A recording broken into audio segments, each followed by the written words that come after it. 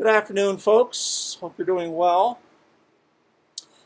This is the day, well, it's now the 17th of November, and this is the second in a series of composing for kids. Some basic suggestions and ideas as to how you can get even still quite inexperienced, but beginners, but on the way, beginning students to start trying their hands at composition or composing-like activities with still not knowing a whole lot about music theory or notation.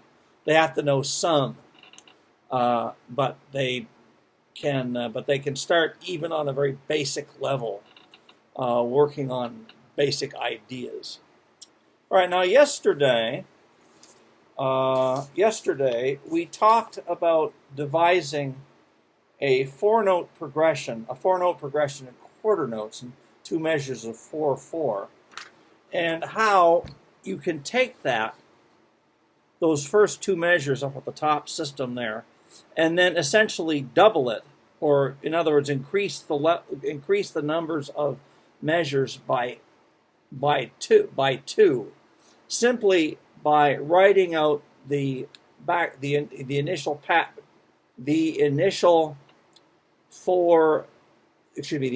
two measure passage backwards to create a total of four measures. And I want to expand a little bit on that, on other things that you can do after you've got a little progression like that written out. And let's remind ourselves of what that four-measure progression sounded like. Basically taking this two-measure sequence. Hang on. Do that again. Taking that two-measure sequence and then just make sure I've got the right one here. It's probably going to, let me pull these up. It's going to take me a while to figure out which ones I've got. All right, go away. Okay, go away. All right, not that one. Let me just, bear with me, folks. Okay, go away. Not that one. This one? I think it might be this one. Yeah, it's this one. And then this pattern, we lengthened that two-measure pattern into a four-measure pattern by simply writing out the first two measures backwards, like so. And it sounds like this.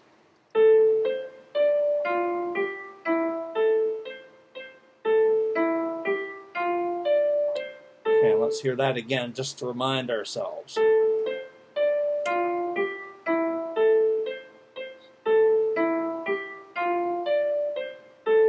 So what that took in terms of theoretical notational knowledge is essentially the ability to read lines and spaces on a clef, be able to read the treble clef here in particular, and what a 4/4 meter signature or time signature is, and the fact that if in a measure of 4/4 time, you have four quarter notes in each measure. Okay, now, and with that little bit, and also the idea of writing something out backwards, or in other words, another fancy name for that is palindrome. Now, there are other things that you can do. Now, after you've got that four-measure passage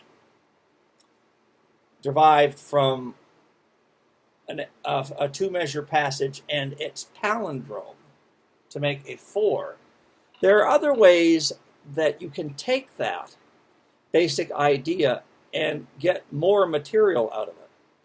And for this, people need to understand, or at least have a basic understanding of the idea of octave registers on a keyboard, and the idea of essentially doubling or moving things up and down an octave, and also doubling at the octave, which we'll get to in a few minutes. Okay, so after you've got that little thing, you could do this. You could take, and again, let me make sure. One thing you could do is to take that 4-measure passage and, okay, go away. Take that 4-measure passage and literally just move it up or down an octave so that it can sound like this, move down an octave.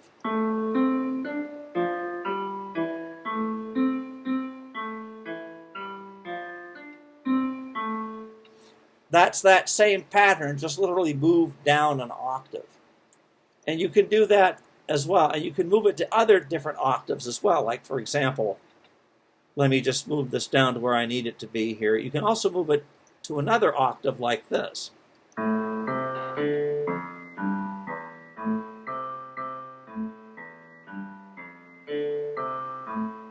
So it's the same basic pattern. It's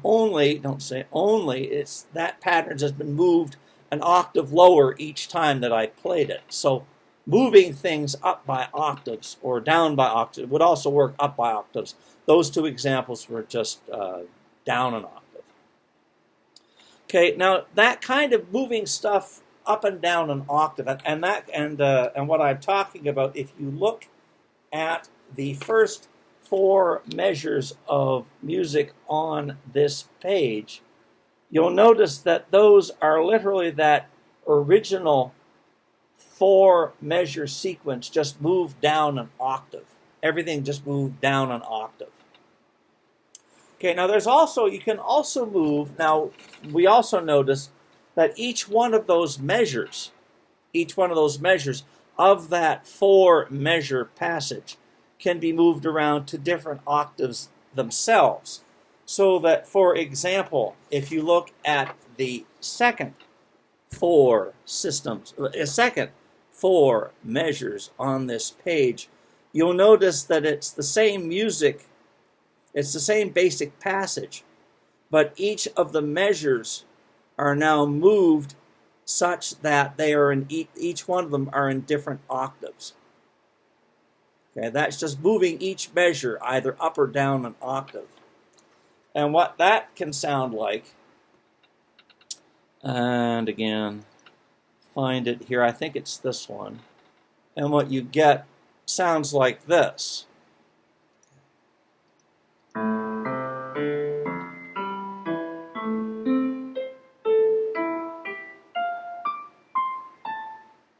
So there's another way of taking that same basic idea, and by moving parts of it up and down into different octave registers, you get slightly different or variations of that material in a way that's understandable and applicable by young kids with relatively with a quite limited knowledge of music theory and music notation. Mind you, they have to know some, but not nearly as much as some people might think. Now, there's also something called doubling. In other words, what we've done up till now today was just taken that pattern and moved parts of that pattern, either the whole thing by octaves or parts of that initial progression by octaves. And there's another way you can do this, is like so, something called octave doubling.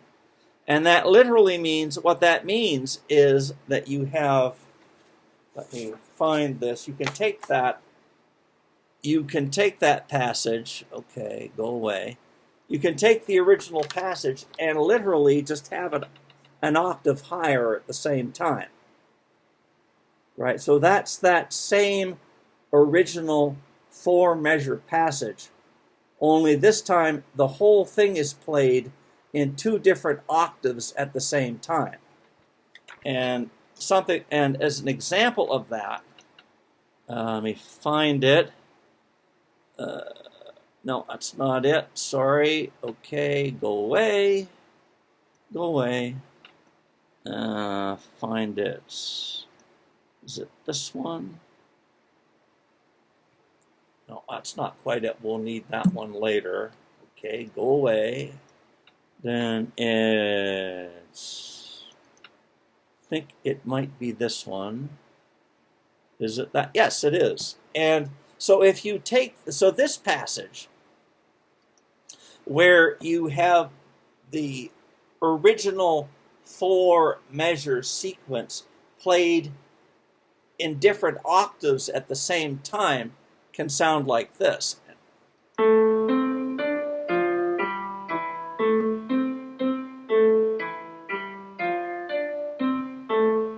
And that, let's hear that again.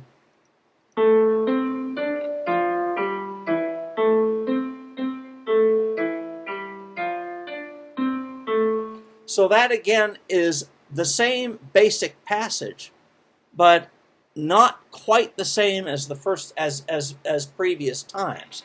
So that the material stays the same, but at the same time differs enough, hopefully, to maintain interest, to maintain a certain level of novelty, shall we say. Because novelty and familiarity are two very important things in composition and in music in general. And even on this level, you can start talking a little bit about that with your kids. All right, now the other thing was, you remember we also took that that 4-measure passage and moved each measure up at various octaves. You can also do something similar to that, to what we've just heard. And here's an example of that, where you've got octaves added to this. And this sounds like this. Find this. I think it's this one. Where basically what you're doing is you're taking that 8-measure, taking that original 4-measure passage, and then just increasing the number of octaves playing it. Hopefully that makes sense. And this sounds like this.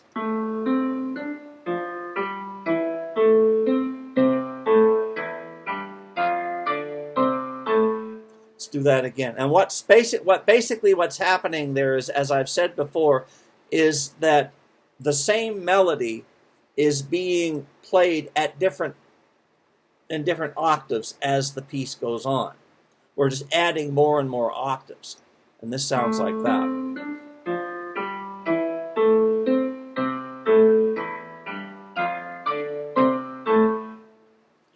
Okay, so what we've added this time is the idea of moving or transposing a basic idea by an octave, up and down an octave, taking a 4-measure passage and then transposing either all of it or parts of it to different octave levels.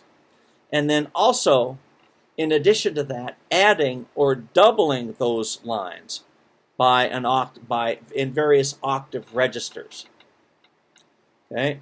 And so that's a second step that by the time, I'll be right back. The book that I use to teach my students these days is this one, Alfred's Essentials of Music Theory. It's a good basic introduction to music theory. It's by no means a college-level textbook.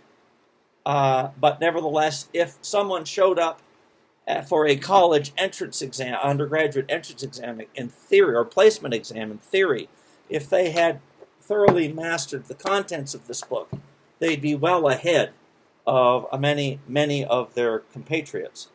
But anyway, so far what we've talked about, people need to have covered. Well, basically, they can do it. They can start understanding and applying this at a rudimentary level if they get through, by the first 27 pages of this let's see, what's the total number of pages of this 151 page book. So you get through about the first 30 pages of that, you'll be able to start applying and understanding these principles that I'm talking about as in little composing like exercises of their own.